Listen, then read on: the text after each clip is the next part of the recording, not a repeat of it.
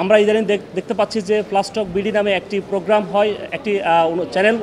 সেই চ্যানেলে তমা রশিদ নামে একজন উপস্থাপিকা, তিনি বিভিন্ন সময়ে বিভিন্ন টিকটকার এবং বিভিন্ন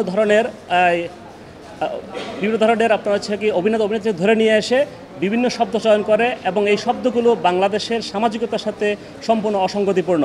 বাংলাদেশের সুপ্রিম কোর্টের একজন আইনজীবী আলোচিত টিভি উপস্থাপিকা তমা রশিদের বিরুদ্ধে আইনি নোটিশ পাঠিয়েছেন। তার অভিযোগ, টেলিভিশনে অনুষ্ঠান উপস্থাপনার সময় তমা রশিদ যে ভাষা ও ভঙ্গি ব্যবহার করেন তা দেশের সামাজিক রীতি, পারিবারিক মূল্যবোধ ও নৈতিকতার পরিপন্থী। আইনজীবী জানান, তমা রশিদের অনুষ্ঠান জাতীয় অনলাইন গণমাধ্যম নীতিমালা 2017 স্পষ্টভাবে লঙ্ঘন করেছে। বিশেষ করে নীতিমালার ধারা 363 অনুযায়ী যেসব অনুষ্ঠান শিশুদের মনস্তত্ত্ব ও নৈতিক বিকাশে ক্ষতিকর, সেগুলো প্রচারে কড়াকড়ি করার কথা বলা আছে।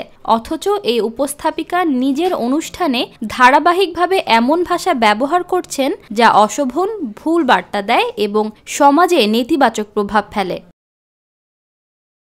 তিনি আরও বলেন, নীতিমালার ধারা 365 অনুসারে টিভি অনলাইন অনুষ্ঠান প্রচারে এমন কোনো বক্তব্য বা আচরণ দেখানো যাবে না যা অপরাধ প্রবণতাকে উস্কে দেয় বা কুরুচিপূর্ণ বার্তা ছড়ায়। অথচ তমা রশিদ নিয়মিত এমন কন্টেন্ট দিয়ে যাচ্ছেন যা অশ্লীলতার উৎসাহ দিচ্ছে। আইনজীবী জানান, দেশের ঐতিহ্যবাহী সংস্কৃতি ও সামাজিক রীতিনীতি রক্ষার স্বার্থে তিনি এই নোটিশ দিয়েছেন। তিনি বলেন, আমি একজন নাগরিক ও আইনজীবী হিসেবে দায়িত্ববোধ থেকে এই পদক্ষেপ নিয়েছি, যাতে ভবিষ্যতে এমন আচরণ আর কেউ করতে সাহস না পায়। ইশিতা রহমান, নিরপেক্ষ নিউজ ডেস্ক।